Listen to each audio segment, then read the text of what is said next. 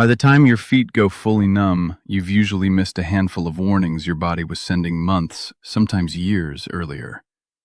I'm Robert. I'm 83. I want to walk you through the 5 signs I wish someone had pointed out to me before my own feet went quiet in patches. Because every single one of these showed up in my life long before the numbness did, and I dismissed every single one. Do you ever notice something odd in your feet and think, that's nothing, and then never think about it again? Sign 1. Your socks leave a deeper, longer-lasting mark on your ankles than they used to. Mild swelling changes how tightly fabric sits against your skin, and it's one of the earliest, most overlooked signs that circulation in your lower legs isn't moving the way it should. Sign 2. You can't tell the difference between hot and warm bath water with your feet the way you can with your hands. This one's subtle and easy to miss because you rarely test it directly. But nerve fibers that carry temperature sensation are often among the first affected, as provisional nerves come under stress from years of elevated blood sugar. Sign 3. A sensation of wearing a sock or stocking on bare feet. A phantom pressure that isn't really there. This particular sign has a name in the medical literature. Researchers describe it as one of the classic early sensory symptoms of diabetic peripheral neuropathy, showing up well before actual numbness sets in. Sign 4.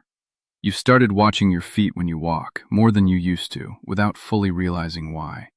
That's often your brain compensating for reduced sensory feedback from your feet by relying more heavily on vision to judge where the ground is, a documented compensation pattern in early peripheral neuropathy.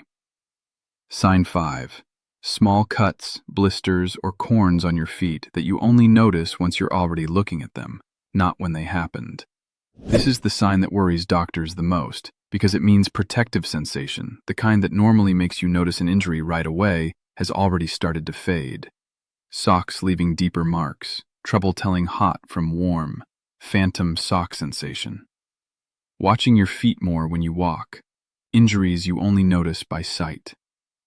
5 signs, all present well before full numbness, all dismissible on their own, unmistakable once you see the pattern together. A major medical review published in Diabetes Care in 2017 described this exact progression, subtle sensory changes appearing years before diagnosed numbness, as one of the most consistent and underreported features of diabetic neuropathy, precisely because each individual sign feels too minor to mention at a doctor's visit. I still tie my own shoes every morning, standing up, 1 foot at a time, no chair required. At 83, that small routine tells me my balance and my feet are still doing their job the way they're supposed to. I want to tell you about Norwood Pelletier, 75 years old, retired postmaster out of Burlington, Vermont. Norwood told our group he'd noticed the phantom sock feeling for almost 2 years before he mentioned it to anyone.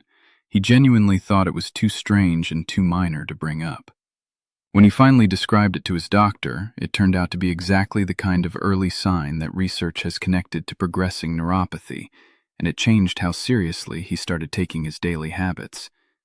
That's the trouble with these signs. None of them feel urgent enough on their own to interrupt your day and demand attention. If your feet burn at night, or go numb, or feel cold no matter how many socks you wear, please don't ignore it. I almost did, and I'm 80 years old. For years I told myself it was just age, the tingling, the heaviness in my legs climbing the stairs. But it wasn't age. It was my blood sugar quietly damaging the nerves and the circulation in my legs, and almost nobody warned me in time. If you let it keep going, those little signals turn into something you can't undo. I wasn't willing to lose my feet or my independence. So I started doing one thing every single day to help support healthy blood sugar and protect my legs. I'll show you exactly what in this video. And if you want the simple support I personally use, there's a free presentation linked in the description below. Your doctor isn't ignoring these signs out of carelessness. In an 8 or 10-minute visit built around your labs, your blood pressure, and your prescriptions, there's rarely room to ask about phantom sock sensations or whether your socks leave deeper marks than they used to. That conversation requires time nobody's built into the system. It falls to us to notice and to act in the days between appointments. Once you recognize these signs in yourself, one of the more overlooked things you can add to your day is ground flaxseed, About 1 to 2 tablespoons stirred into oatmeal, yogurt, or a smoothie. Flaxseed is rich in soluble fiber, and soluble fiber forms a gel-like substance in your digestive tract that slows how quickly carbohydrates are absorbed into your bloodstream. Research on soluble fiber intake, including studies specifically looking at flaxseed and glycemic response, has found associations with steadier post-meal blood sugar and modestly improved fasting glucose over consistent use.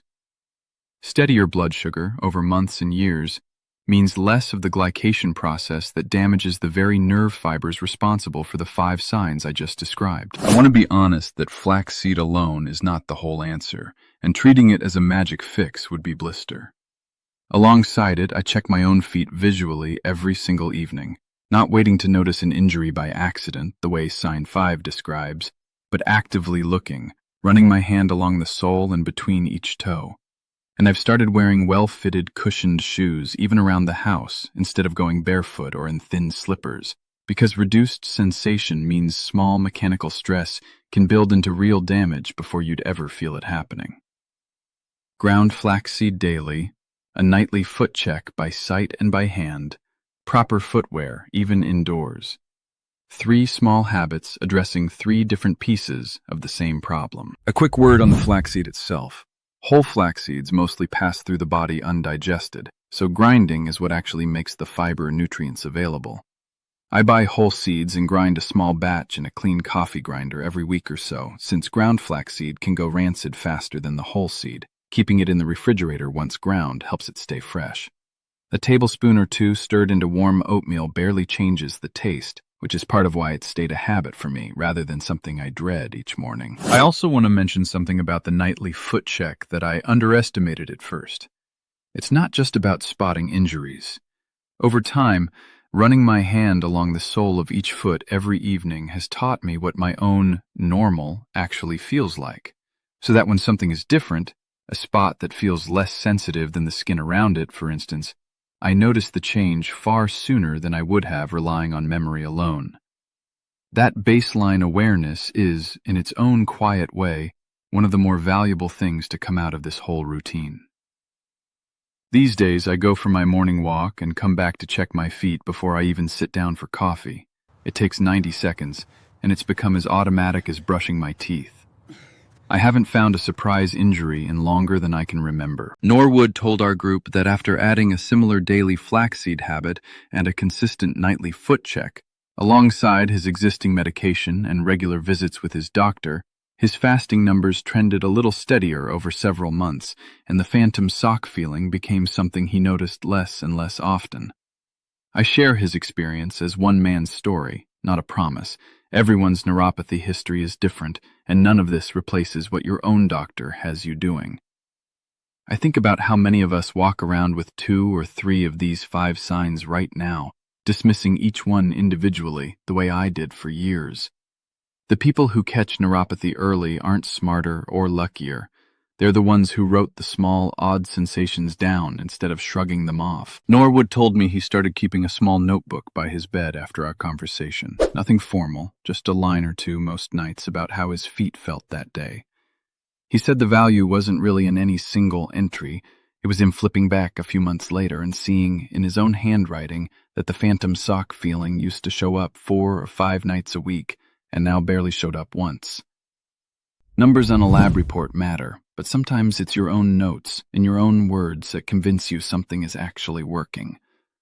Please don't change or stop any medication based on anything here.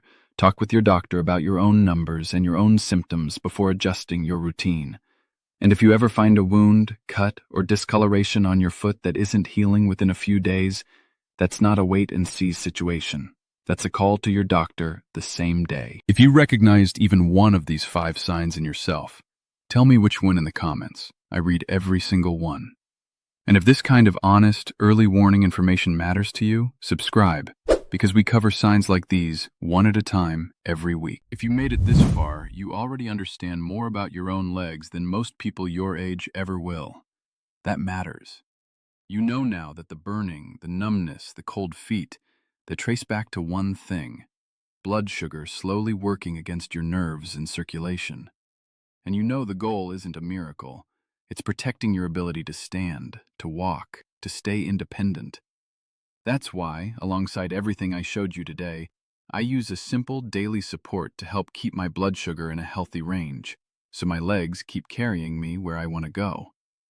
I put the free presentation in the description below. Go watch it. And as always, keep working with your doctor. This supports your routine. It doesn't replace it.